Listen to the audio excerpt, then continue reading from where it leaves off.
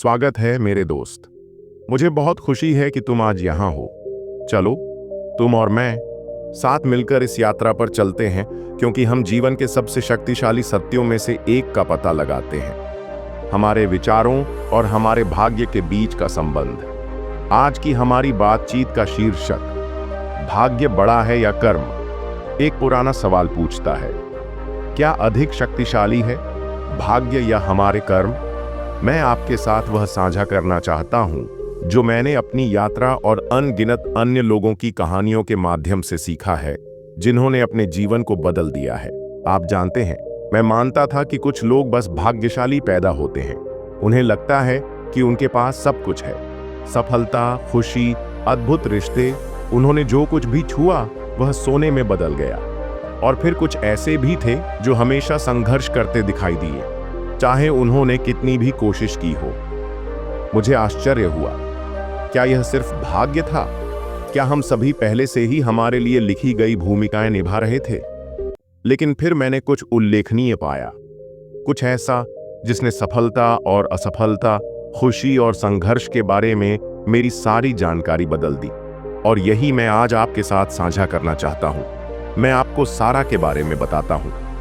सारा की कहानी शायद आपको जानी पहचानी लगे, क्योंकि कई मायनों में यह हम सभी की कहानी है। 5 साल पहले सारा एक छोटे से सुविधा स्टोर में काम कर रही थी। मुश्किल से अपना गुजारा कर पाती थी।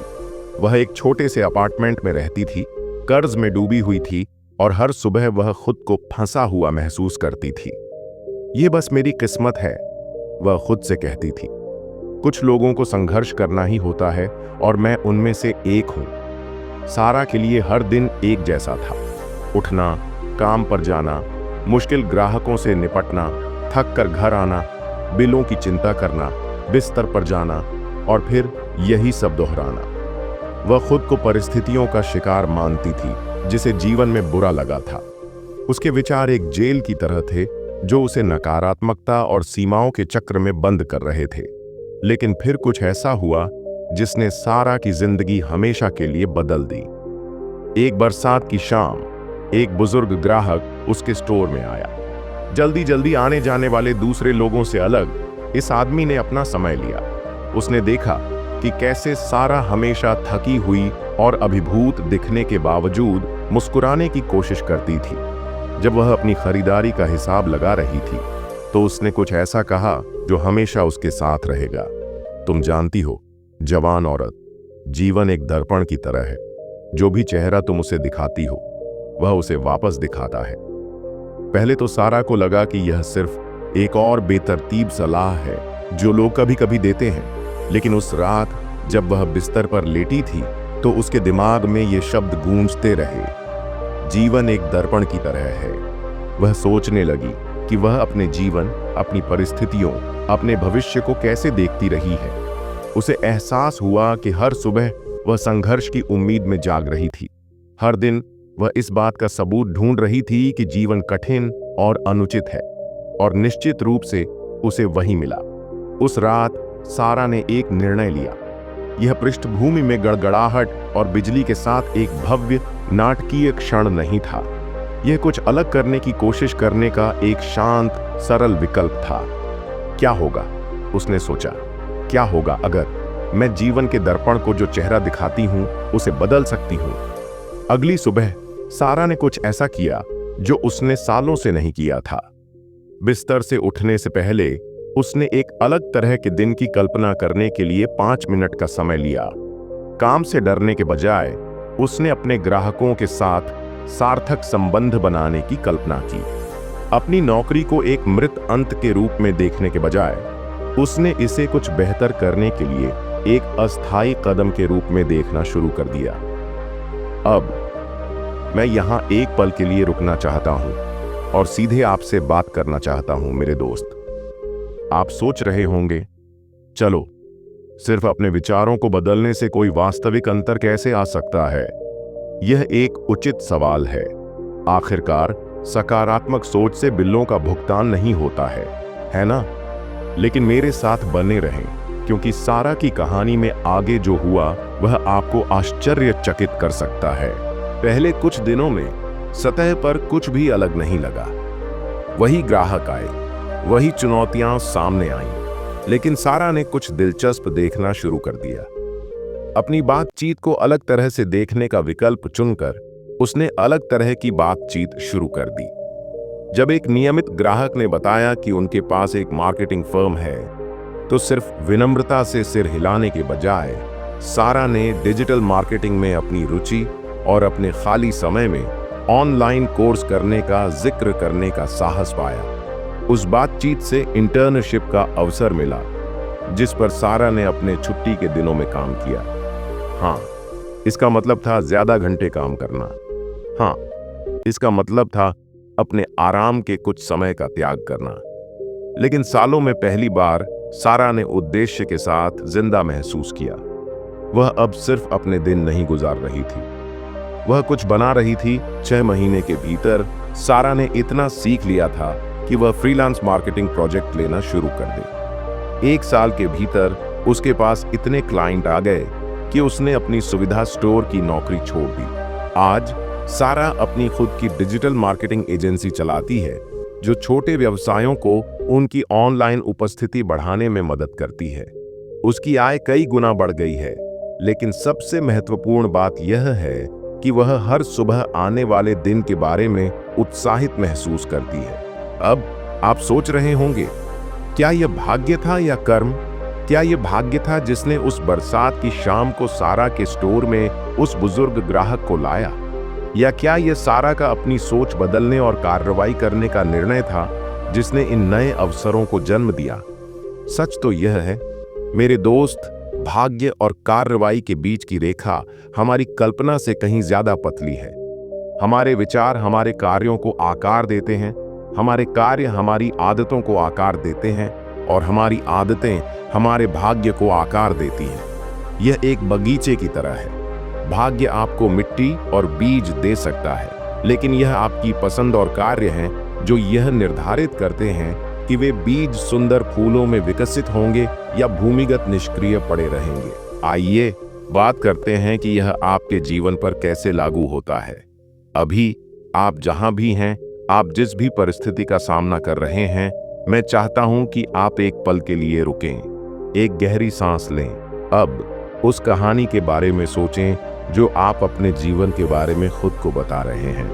आप जीवन के आईने को कौन सा चेहरा दिखा रहे हैं? शायद आप खुद से कह रहे हो कि आप कुछ नया शुरू करने के लिए बहुत बूढ़े हो गए हैं, या शायद आप मानते हैं कि आपके पास अपने सपनों को हासिल करने के लिए पर्याप्त शिक्षा, पर्याप्त पैसा या पर्याप्त कनेक्शन नहीं है। ये विचार सच लग सकते हैं।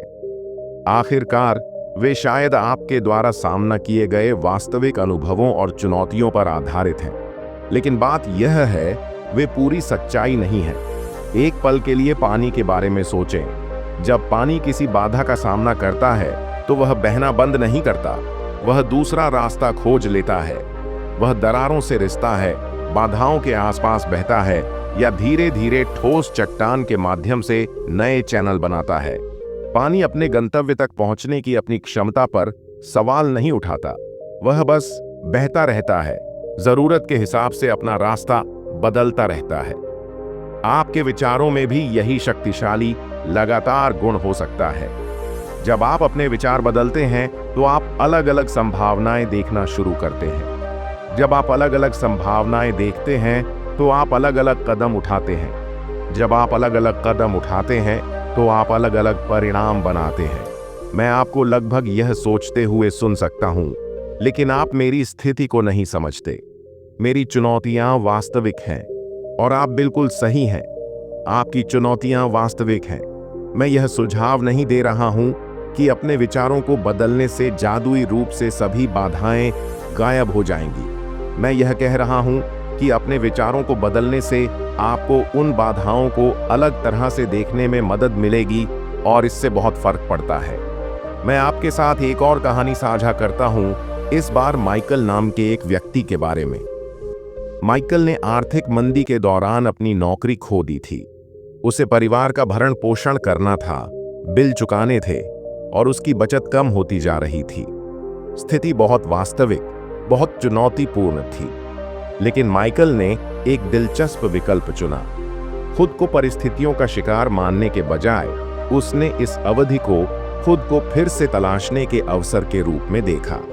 नौकरी के लिए आवेदन भेजते समय माइकल ने अपनी शामें शहरी खेती के बारे में सीखने में बितानी शुरू कर दी। यह हमेशा से उसका जुनून रहा था, लेकिन उसके पास इसे आगे बढ़ाने का कभी समय नहीं था। उसने अपने पिछवाड़े में सब्जियां उगाना शुरू किया। जैसे जैसे उसका ज्ञान बढ़ता गया, वैसे वैसे उसका बगीचा भी बढ़ता गया। उसने पड़ोसियों को अतिरिक्त उपज बेचना शुरू किया। बात फैल गई और जल्द ही वह दूसरों को अपना भोजन खुद उगाना सिखा रहा था।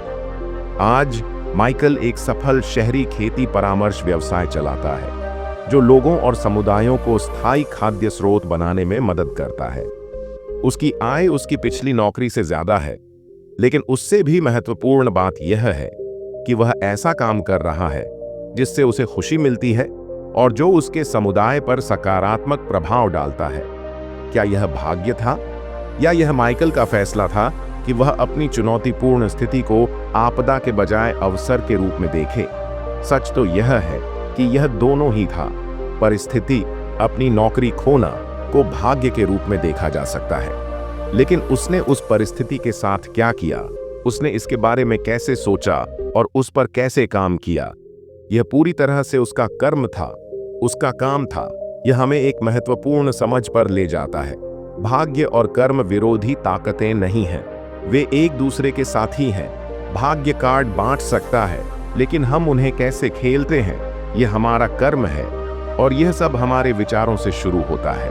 इस बारे में इस तरह से सोचें, क्या आप कभी अलग अलग लोगों के साथ एक कमरे में रहे हैं जब कोई चुनौतीपूर्ण घटना घटी हो?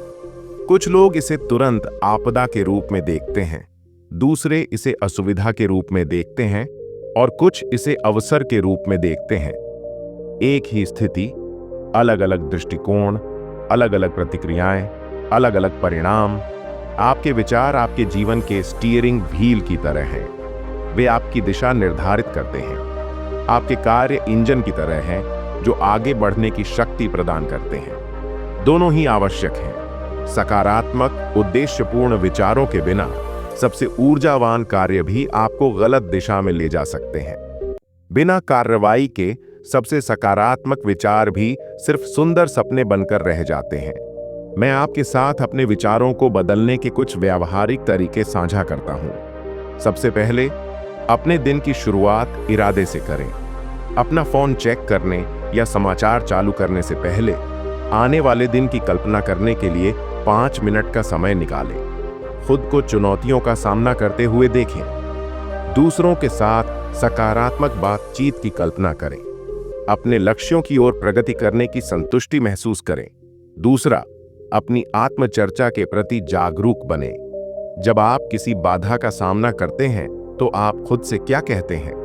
अगर आप खुद को यह सोचते हुए पाते हैं, मेरे साथ हमेशा ऐसा होता है, या मैं कभी सफल नहीं हो पाऊंगा, तो रुकें, सांस लें, खुद से पूछें, क्या यह विचार मेरी मदद कर रहा है या मुझे रोक रहा है? इस स्थिति का और क्या मतलब हो सकता है? तीसरा, अपने आप को सकारात्मक प्रभावों से घेरें। इसका मतलब वास्तविकता से बचना या चुनौतियों को नकारना नहीं है। इसका मतलब है ऐसे लोगों के साथ समय बिताना जो संभावनाओं में विश्वास करते हैं, जो विकास को प्रोत्साहित करते हैं, जो अपने जीवन के माध्यम से दिखाते हैं कि बदलाव संभव है। हमारी पिछली दोस्त सारा याद है, उसने जो प्रमुख बदलाव किए उनमें से एक यह था कि वह अपने आवागमन के दौरान समाचार रेडियो के बजाय प्रेरक ऑडियो बुक सुनना शुरू कर दिया। उसने अंतहीन सेलिब्रिटी गपशप के बजाय सोशल मीडिया पर प्रेरक सफलता की कहानियों का अनुसरण करना शुरू कर दिया। उसने अपने दिमाग में जो कुछ भी डाला, उसमें ये छोटे छोटे बदलाव उसके दृष्टिकोण को शक्तिशाली तरीकों से बदलने लगे। चलिए एक और शक्तिशाली अवधारणा के बारे में बात करते हैं, विचारों का मिश्रित प्रभाव। जिस तरह छोटे वित्तीय निवेश समय के साथ चक्रवृद्धि ब्याज की शक्ति के माध्यम से महत्वपूर्ण धन में विकसित हो सकते हैं, उसी तरह आपकी सोच में छोटे छोटे बदलाव दैनिक विकल्पों के मिश्रित प्रभाव के माध्यम से उल्लेखनीय जीवन परिवर्तन ला सकते हैं। एक नदी के डेल्टा के बारे में सोचें। हवा से आप देख सकते हैं कि कैसे मुख्य नदी अनगिनत छोटे चैनलों में विभाजित हो जाती है, प्रत्येक समुद्र तक अपने रास्ते का अनुसरण करती है। आपके विचार उस मुख्य नदी की तरह हैं। आप जिस तरह से सोचते हैं उससे यह तय होता है कि आपके सामने कौन से रास्ते खुलते हैं, आप किन अवसरों पर ध्यान देते हैं, आप कौन से कदम उठाते हैं। मैं आपके साथ कुछ निजी बातें साझा करना चाहता हूं। सालों पहले मैं आत्मसंदेह और डर से जूझ रहा था। मेरे पास सपने थे, हाँ, लेकिन मैं हमेशा ऐसे कारण ढूंढता था कि वे क्यों काम नहीं करेंगे। बाजार बहुत प्रतिस्पर्धी है, मैं खुद से कहता था। मेरे पास सही पृष्ठभूमि नहीं है। अगर मैं असफल हो गया तो लोग क्या सोचेंगे। ये विचार भारी जंजीरों की तरह थे जो मुझे मेरे कंफर्ट जोन में बांधे रखते थे। लेकिन फिर मैंने कुछ ऐसा सीखा जिसने सब कुछ बदल दिया। मुझे एहसास हुआ कि ये विचार तथ्य नहीं थे, ये सिर्फ कहानियां थीं जो मैं खुद को बता रहा था। और अगर ये सिर्फ कहानियां होती तो मैं अलग अलग कहानियां सुना सकता था।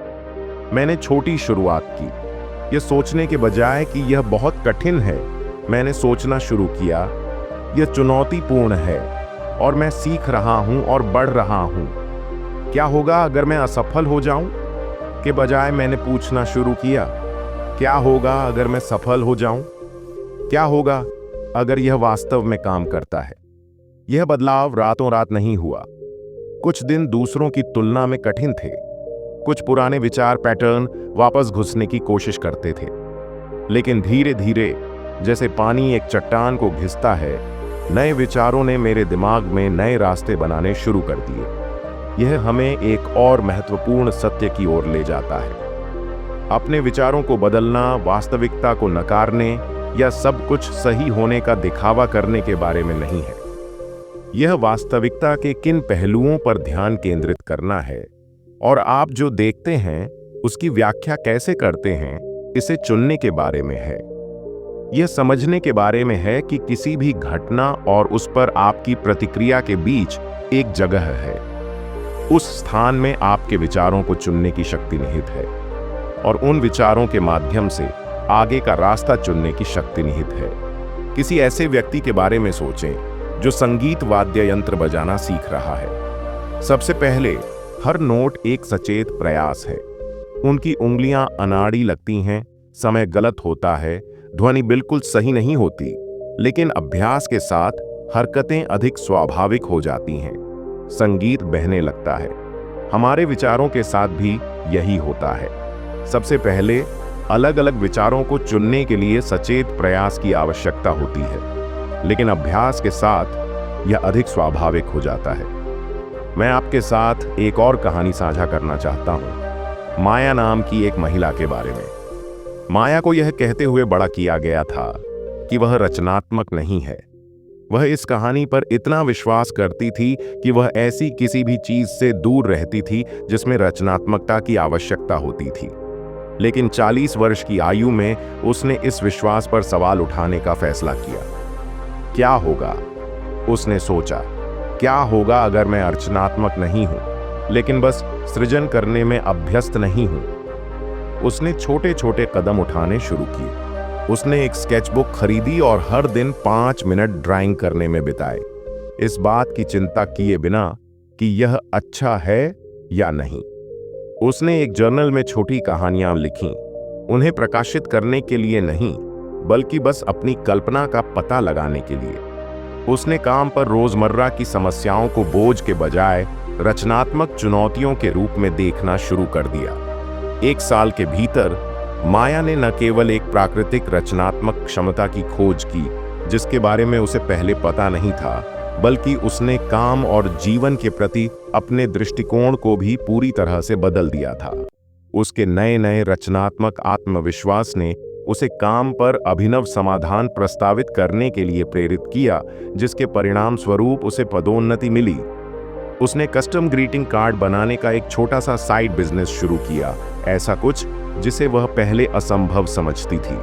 क्या माया हमेशा रचनात्मक थी लेकिन अपनी मान्यताओं से सीमित थी, या क्या वह अपने विचारों को बदलकर और कार्रवाई करके रचनात्मक बनी? जवाब है, इससे कोई फर्क नहीं पड़ता।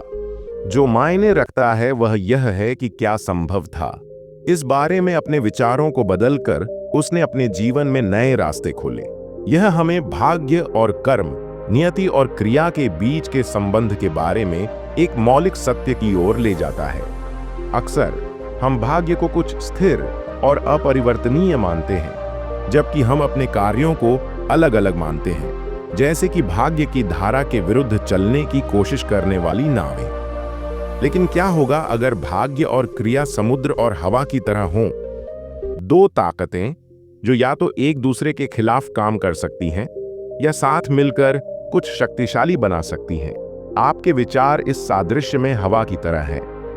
वे परिस्थितियों के महासागर के खिलाफ काम कर सकते हैं, संघर्ष और प्रतिरोध पैदा कर सकते हैं, या वे समुद्र के साथ काम कर सकते हैं, दिशा चुनते समय इसकी शक्ति का उपयोग कर सकते हैं।